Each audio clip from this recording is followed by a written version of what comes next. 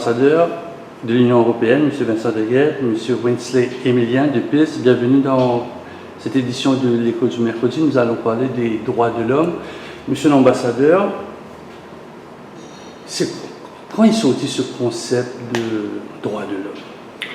C'est un concept qui est déjà un peu ancien, puisque la Déclaration universelle a plus de 70 ans, 71, exactement sera l'anniversaire le 10 décembre prochain. C'est une déclaration adoptée par l'ensemble des nations du monde après la Deuxième Guerre mondiale, pour sortir de cette énorme dévastation humaine que l'on avait connue dans cette période-là, avec la solution finale, avec toutes ces horreurs de cette période. Et donc la volonté de toutes les nations du monde de défendre le principe de la dignité humaine, respect de chacun, le respect des minorités également. Donc cette déclaration est un acte fondateur qui pose, je dirais, le fondement de notre vie moderne, de notre vie en société dans ce monde. D'où est-il sa source? J'ai l'impression que la Révolution française, ce que j'ai appris, est-ce que ça sort un peu de la Révolution française, de la Révolution américaine? Tous les philosophes précédents, mais on peut remonter aux Grecs, on peut remonter plus loin encore, probablement dans ce contexte-là, mais c'est vrai que les Lumières, quelque part, ont influencé aussi cette vision du monde, cette émancipation du monde, le fait qu'il n'y a pas de domination entre les races, entre les personnes, etc. Donc toutes ces valeurs-là se trouvent consolidées dans la Déclaration universelle des droits de l'homme. Alors la question, c'est est-ce que c'est ringard ou est-ce que c'est encore moderne, cette déclaration? J'avais posé la question, est-ce que c'est toujours d'actualité? C'est toujours d'actualité, exactement, comme vous dites. Et je dirais c'est devenu peut-être de plus en plus d'actualité encore ces dernières années, parce que tout le monde a célébré avec grand bonheur la chute du mur de Berlin, le 30e anniversaire qu'on a célébré il y a quelques jours à peine. Et à cette époque-là, moi-même aussi, on pensait tous qu'on allait vers un monde meilleur, vers un monde plus juste, sans violence, sans domination. Et en fait, on se rend compte que les rapports de force se réinvitent, si je puis dire, sur la scène internationale, que de plus en plus les rapports entre les États, mais entre les hommes aussi, et les femmes, se sont basés aussi sur parfois des relations de violence. Et évidemment, il faut lutter par rapport à ces phénomènes nouveaux. Et l'Union européenne, je dirais un petit peu dans ses gènes, parce qu'elle est née aussi dans ces années d'après-guerre, donc elle s'est inspirée, notre article 2 et 3 de notre acte fondateur pose les fondamentaux justement sur ces valeurs de droits humains, de respect des droits humains, de respect du système des Nations Unies également. Donc on a une vocation, à la fois en interne, dans l'Union européenne, d'être très vigilant sur ce qui se passe chez nous, au niveau des droits humains, et tout n'est pas parfait, et donc il faut aussi, là aussi, on a même parfois des procédures, la Commission européenne parfois met les États membres de chez nous devant la Cour de justice pour non-respect de la séparation des pouvoirs, des choses comme ça, donc le respect des principes fondamentaux de l'État de droit. Mais évidemment aussi, notre politique extérieure, elle est imprégnée, si je puis dire, par ces valeurs de droits humains, que ce soit au niveau des Nations Unies avec l'adoption des conventions, parce que d'avoir une déclaration universelle, c'est bien, mais après, il faut la traduire aussi dans différentes déclinaisons, si je puis dire, sur le droit des enfants, le droit des femmes, voilà, le droit des handicapés, etc. Donc il y a à chaque fois des conventions d'application qui sont là. Et notre rôle, un petit peu en tant qu'Union européenne, c'est d'agiter un peu toutes les bonnes consciences par rapport à ça et de faire progresser ces droits. Et il y a des droits nouveaux. On parlait de est-ce que c'est ringard ou pas? Non, il y a des droits nouveaux. Les droits environnementaux. Évidemment, aujourd'hui, tout le monde parle de la COP21, du changement climatique, et tout le monde parle aussi des risques de migration climatique. On pourrait avoir des migrants climatiques demain. Si les îles disparaissent, je pense que Maurice a une question à se poser existentielle par rapport à ces questions-là. Est-ce qu'il ne faut pas porter ce combat aussi au niveau international sur ce respect des droits? Il y a d'autres droits. Aujourd'hui, tout le monde utilise l'informatique. Donc nous, au niveau européen, on a adopté il y a 2 ans, comme vous savez, un règlement sur le respect des informations privées de chacun. C'était un petit peu novateur aussi à ce moment-là. Je suis content de voir que Maurice, d'ailleurs, a adopté aussi un règlement similaire, une loi similaire peu de temps après. Donc voilà, donc on peut progresser et on doit s'adapter aux nouvelles réalités du monde d'aujourd'hui. Et il nous faut combattre. Il nous faut combattre pour préserver la dignité humaine, préserver la démocratie. C'est pas des valeurs acquises pour toujours. C'est un combat permanent. Et ce qu'on essaye de faire, c'est de trouver des alliés, si vous voulez, avec les pays à travers le monde, avec qui on va pouvoir porter ce combat.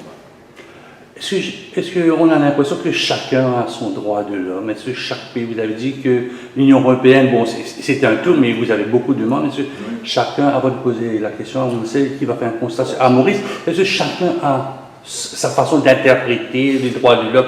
On a l'impression qu'en Europe, c'est une façon, aux États-Unis, c'est une façon, en Amérique du Sud, peut-être Maurice a sa façon d'interpréter les droits de l'homme. Bon, je crois qu'il y a des principes fondamentaux aussi, oui, qui sont valables n'importe où dans le monde. C'est pour ça qu'on a une déclaration universelle. Donc c'est un droit universel qui vaut pour l'ensemble des pays. La respect de la dignité humaine, la non-violence, etc. Ce sont des principes évidemment qui doivent être des clés partout.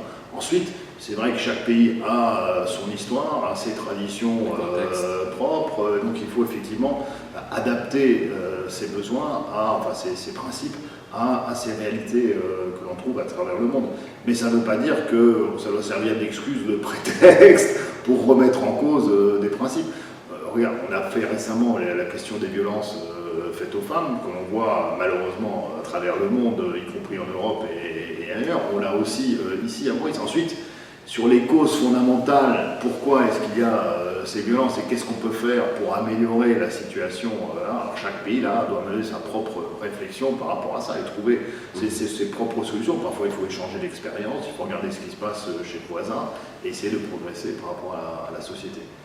One Séminaire, alors quel constat vous faites des droits de l'homme en Maurice? Parce que moi je suis un peu confus, expliquez-moi un peu, qu'est-ce que vous comprenez par droit humain, droit de l'homme, parce que moi-même je suis perdu, peut-être monsieur l'ambassadeur, lui ici, peut-être il est perdu. Qu'est-ce que vous faites? Quel est votre l'état des choses à Maurice? Alors lorsqu'on parle de droit humain, lorsqu'on parle de droit de l'homme, c'est vrai que c'est assez vaste. Il y a les femmes, il y a les enfants, il y a des populations assez diverses.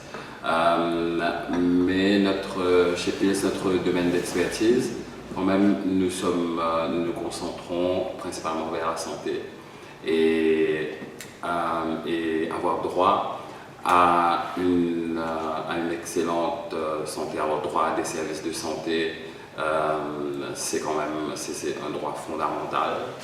Et ça fait près de 23 ans maintenant que nous sommes dans la lutte contre le VIH.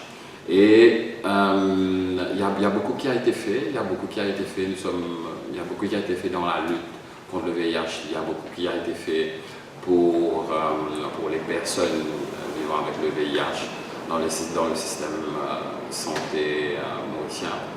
Il faut reconnaître aussi que nous avons un système de santé qui est parmi les meilleurs en Afrique. Nous avons un système de santé qui est reconnu en Afrique. Nous avons la santé gratuite. Il y a des personnes qui viennent chez nous et on leur dit que la santé est gratuite et ils sont émerveillés. Mais ceci dit, il y a quand même des zones d'ombre. Il y a des zones d'ombre dans le sens où je parle toujours dans le contexte de la santé, dans le contexte du VIH dans lequel nous travaillons. Nous avons hérité de certaines lois victoriennes qui n'ont pas été revues depuis très longtemps, et que ces lois nous empêchent de faire notre travail dans la réduction dans la transmission du VIH. Donc, les lois répressives, les lois par rapport à l'utilisation de la drogue, par exemple, par rapport à la sodomie, par exemple, la section 250, les personnes LGBT, donc par rapport au travail du sexe aussi. Donc, ce sont des lois qui, vous savez, lorsque ces lois criminalisent les personnes, lorsque les lois diabolisent, le mot est fort, je sais, les personnes, les pratiques surtout, ces lois poussent les gens vers l'anonymat et vers de l'autostigmatisation, et ces lois nous empêchent, nous, PILS, dans le domaine de la santé, de faire notre travail. C'est-à-dire que plus les lois sont répressives, plus les personnes s'éloignent des services que nous offrons, et nous devons mettre plus de moyens pour aller vers ces personnes. Et plus les lois sont répressives, plus le travail est plus il y a à faire. Je sens que M. l'ambassadeur est très intéressé par ce que Winsley a dit. Avant que vous répondiez, peut-être vous avez des choses à éclaircir à côté de Winsley. Le droit de la santé, c'était écrit dans la Déclaration universelle ou bien ça a été ajouté? Non, ça fait partie des droits fondamentaux des personnes, comme le droit à l'éducation, le droit à l'alimentation, le droit à la santé. Donc on retrouve évidemment cet ensemble de droits qui font partie des droits fondamentaux de toute personne humaine vivant sur cette planète. Ensuite, c'est vrai qu'il faut, il y a la Déclaration universelle, mais il faut que ces règles, ces principes soient traduits dans l'ordre juridique interne. Donc on va d'ailleurs avoir un débat le 10 décembre prochain, focalisé sur cette problématique. Comment est-ce que le droit mauricien reflète, si je puis dire, toutes ces grandes conventions internationales? Est-ce qu'elles ont été introduites toutes en droit mauricien? Est-ce que chaque Mauricien peut se prévaloir de... Et vous savez très bien, il y a un certain nombre de lois qui étaient en discussion au Parlement, comme la Children's Bill ou la Gender Equality Bill, voilà ce genre de choses qui sont des lois destinées à faire progresser le droit national par rapport à tous ces principes. Donc un peu, c'est de faire un peu l'état des lieux, de voir où est-ce qu'on en est aujourd'hui. Maurice est très bien classé, je dirais, globalement en tant que pays au niveau mondial. Je crois qu'il y a un index sur Freedom où Maurice est 37e, je crois, la France doit être 32e. Enfin, ça se situe dans la même mouvance, si je puis dire, au niveau des pays. Ensuite, il peut toujours mieux faire. Peut toujours mieux protéger. C'est pas, comme j'ai dit tout à l'heure, c'est pas quelque chose d'acquis, on s'assoit et on attend. Et non, il faut faire progresser la loi. Sur les enfants, je crois qu'il y a des choses que le législateur mauricien souhaite améliorer, tant mieux, et nous on en est très heureux et on soutient évidemment ce processus. Donc nous, ce qu'on essaye de faire, c'est de faire réfléchir la société sur ces grands principes, de voir où est-ce qu'il y a des loopholes, des gaps, des trous dans la législation que l'on peut essayer d'améliorer, de combler de ce point de vue-là. Et puis on essaye aussi, une fois que le droit est éventuellement codifié dans la loi, comment est-ce qu'il est appliqué. Et là, je pense que la société civile a un rôle fondamental à jouer, un rôle comment dire en bon français, de watchdog, donc de veille, on va dire, par rapport à ces principes de droit, et de faire en sorte que chaque personne soit bien informée, bien imbue, comme on dit, de ses droits, et puisse les faire valoir éventuellement en justice, parce que c'est ça, l'état de droit, c'est comme ça que ça fonctionne. Donc il faut qu'on puisse le faire. Donc nous, ce qu'on essaye de faire, c'est de travailler avec les institutions mauriciennes, comme l'Ombudsperson pour les enfants, comme il y a une commission des droits humains qui existe ici et avec qui on travaille et qui a fait une sensibilisation d'à peu près 10 000 personnes sur leurs droits, quels sont leurs droits, qu'est-ce que le système juridique mauricien offre comme chaque citoyen mauricien comme droit, et ensuite comment est-ce qu'on peut faire valoir ces droits si on a le sentiment que ces droits sont violés, enfreints, etc. On peut les porter en justice et les faire fonctionner. Donc, comment toute cette mécanique, si je puis dire, fonctionne harmonieusement, le plus harmonieusement possible, c'est les choses sur lesquelles on doit travailler. Qu'est-ce que vous a fait tiquer tout à l'heure? Je vous ai vu, vous étiez dans vos pensées, un seul coup, vous regardez, vous avez tourné la tête, vous avez regardé votre interlocuteur, Winsley. Qu'est-ce qui vous a attiré dans ce qu'il a dit? Non, mais je crois que ce qui était très, très intéressant, c'est d'écouter ce qu'il disait sur la stigmatisation, éventuellement, des personnes qui amènent des personnes à se mettre en marge de la société. Le principe des droits humains, c'est d'avoir une société inclusive quelque part, que personne ne soit laissé, je puis dire, à l'écart de la société. Donc s'il y a des lois qui sont perçues comme ayant cette stigmatisation, comment combattre en fait cette stigmatisation et faire en sorte, au contraire, d'essayer d'avoir la société la plus harmonieuse et la plus inclusive possible.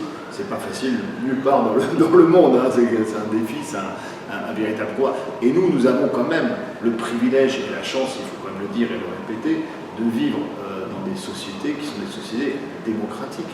Parce que n'oublions pas qu'il y a beaucoup de pays dans le monde aujourd'hui où il n'y a pas de liberté d'expression, pas de droit de vote, etc. Donc où les journalistes sont assassinés, etc. Donc je veux dire, je crois qu'il faut qu'on soit en même temps combatif pour avoir plus de droits et mieux les faire appliquer et mieux les faire respecter. En même temps, il faut aussi que l'on prenne conscience de la chance et du bonheur que l'on a de vivre aussi dans des sociétés qui sont des sociétés démocratiques. Comme je dis toujours, c'est le jour où on a perdu la liberté d'expression, la liberté d'association ou le droit de vote, que là on se réveille, mais on se réveille peut-être trop tard. Donc il faut, nous, notre ambition en tant qu'Union européenne, c'est d'essayer justement aussi au niveau international de faire des partenariats avec Maurice, avec d'autres pays, pays africains ou pays américains ou autres, pour justement essayer de porter cette voie de la défense des droits de l'homme, parce qu'il y a d'autres thèses. Il y a d'autres thèses dans le monde, il y a d'autres puissances dans le monde qui ont des visions très différentes des choses, disant on vous offre l'économie, ne nous demandez pas la démocratie, je veux dire, pour faire schématiquement.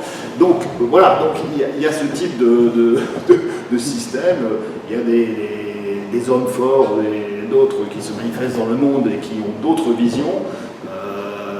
Donc on parle de démocrature, entre guillemets, hein, donc ça a les apparences, c'est comme une publicité, je ne sais pas donner les noms ici à radio, mais il y avait effectivement, ça a le goût de l'alcool, mais c'est pas de l'alcool, je veux dire, hein, donc ça a le goût de la démocratie, mais c'est pas de la démocratie, donc c'est un petit peu ça c'est le bon fait que vous faites là. Donc voilà, donc je crois qu'il faut qu'on revienne sur toutes ces questions qui sont vraiment fondamentales, essentielles, et que les démocraties se serrent les coudes aussi parce qu'il faut défendre notre vision du monde. L'inclusion a été un des combats de plus de pays, depuis sa naissance on pourrait dire. Inclure ceux qui sont à côté, qui sont atteints du VIH-Sida. Ceux qui sont atteints et les séropositifs aussi, c'est un des combats. Où se situe Pils maintenant sur ce combat d'inclure, de faire ces personnes-là rentrer de la société et ne soient pas stigmatisées? Alors, comme je disais un petit peu plus tôt, nous ne travaillons pas seulement avec les personnes qui vivent avec le VIH, mais aussi avec les populations qui sont les plus affectées par ce virus, dont les personnes qui utilisent des drogues, qui s'injectent des drogues, les personnes qui font le travail du sexe, les personnes gays, bi et les personnes trans. Donc, c'est vraiment inclure les populations les plus vulnérables, et aussi nous travaillons donc avec les personnes vivant avec le VIH. Mais c'est vraiment créer un environnement plus inclusif. Les lois doivent être plus inclusives, inclure le plus de personnes, le maximum de personnes. Parce que si les lois n'incluent pas tout le monde, après il reste des personnes qui sont en marge, et les personnes qui sont en marge sont les personnes qui bénéficient le moins des services publics, des services de santé en l'occurrence. Donc c'est travailler avec ces populations et aussi avec nos partenaires pour créer un environnement propice pour l'élimination du VIH à Maurice. Donc dans ce contexte, nos projets pour l'avenir, nous travaillons avec plusieurs associations. Nous avons une association qui travaille directement en prison avec les détenus, l'association qui s'appelle Kinuete. Ils ont accès directement dans les prisons et ils travaillent avec les personnes dans les prisons. Et il y a des infections, il y a des personnes qui contractent le VIH en prison, et qu'il y a Kinuete qui travaille avec ces personnes-là. Donc il y a Kinuete, il y a une association qui travaille avec les personnes qui vivent avec le VIH aussi. Nous avons un projet qui démarre l'année prochaine pour garantir une meilleure santé aux personnes qui sont en prison et aux personnes qui sortent de prison. Et notre système est tel que si une personne a fait de la prison, si la personne sort et que la personne cherche du travail, cette personne va avoir beaucoup de difficultés pour avoir un emploi à cause du certificat, si l'employeur demande un certificat de moralité.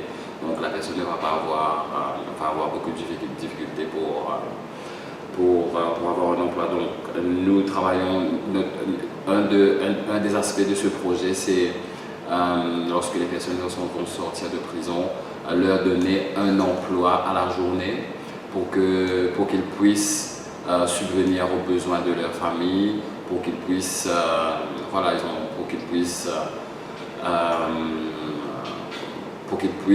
voilà, subvenir aux besoins de leur famille.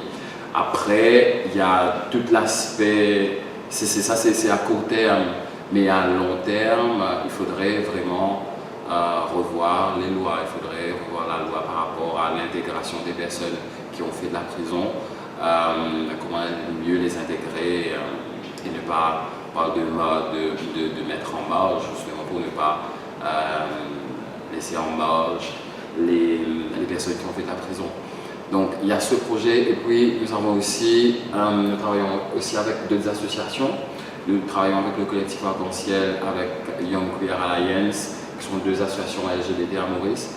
Nous travaillons aussi avec Gender Links, une association qui travaille pour les droits des femmes, et aussi KDZM, collectif Droits Enfants à Maurice. Donc nous avons un projet ensemble qui s'appelle Collectif Droits Humains.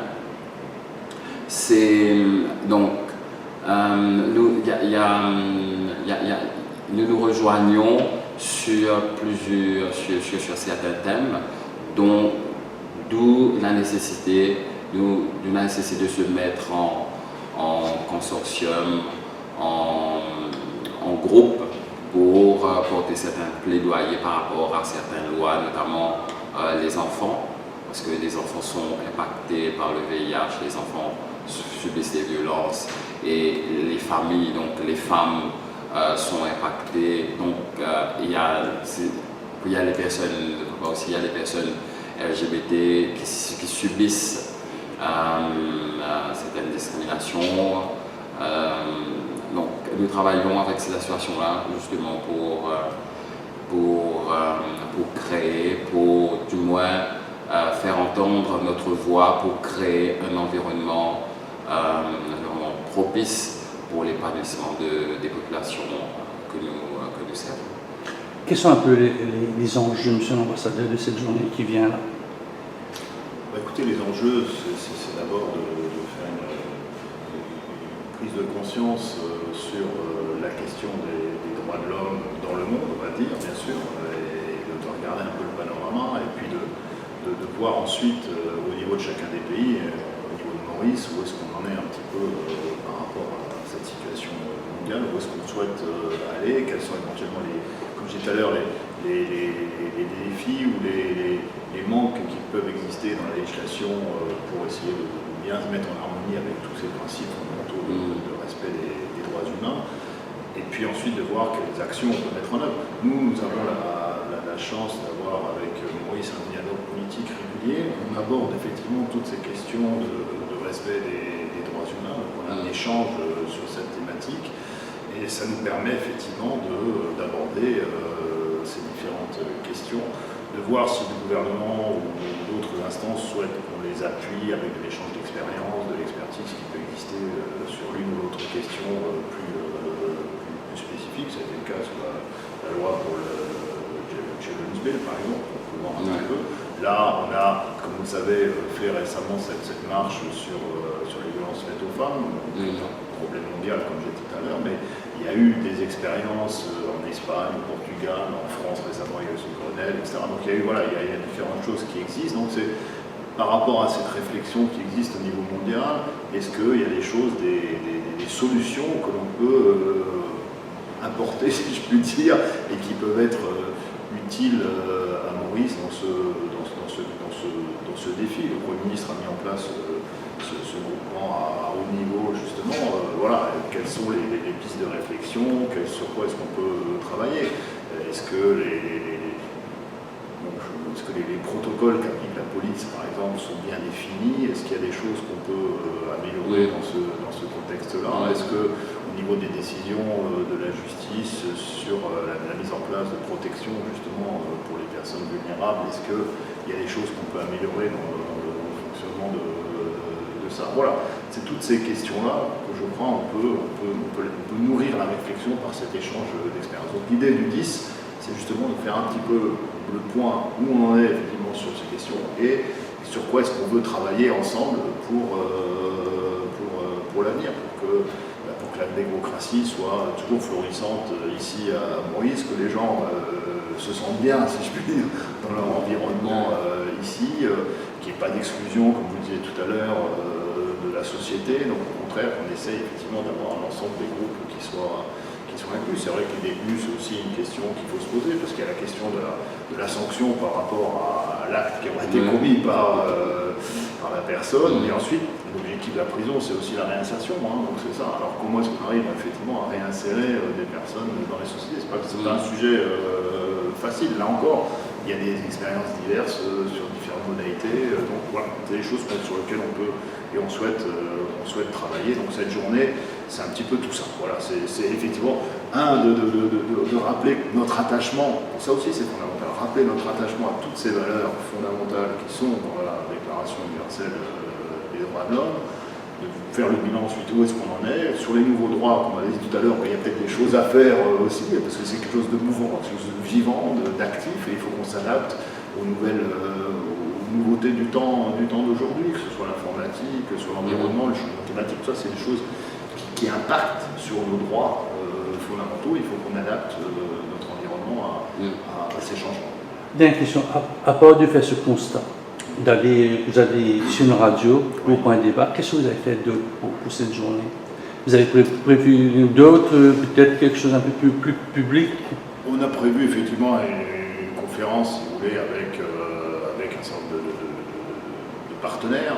Les Nations Unies, évidemment, sont notre partenaire privilégié, puisque eux, les détenteurs, si je puis dire, de la Déclaration universelle. Donc c'est leur rôle aussi d'assumer. Mais nous, on est en soutien au multilatéralisme, au soutien au système des Nations Unies. Donc on va travailler avec eux sur cette question. Je pense que ma collègue, qui est la coordonnatrice, pourra nous lire aussi le message. Elle travaille seulement un message, effectivement, du secrétaire général des Nations Unies qui est fait à cette occasion. Nous-mêmes aussi, on a un certain nombre de messages ou de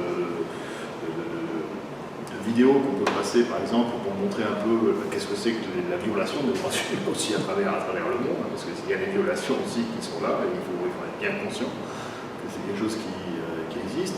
Et ensuite, c'est d'avoir une réflexion, effectivement, comme je disais tout à l'heure, plutôt plus concentrée sur Maurice, et voilà, où en est Maurice aujourd'hui, comme je disais tout à l'heure, plutôt bien situé dans le tableau général au niveau des démocraties et du respect des droits de l'homme au niveau mondial, mais qu'est-ce qu'on peut faire? Quels sont les thèmes demain qui peuvent appeler effectivement à des approfondissements, à des modernisations, à des changements? Voilà, on peut toujours, comme je disais tout à l'heure, partout, on peut toujours améliorer la situation. Il y a toujours des défis qui existent.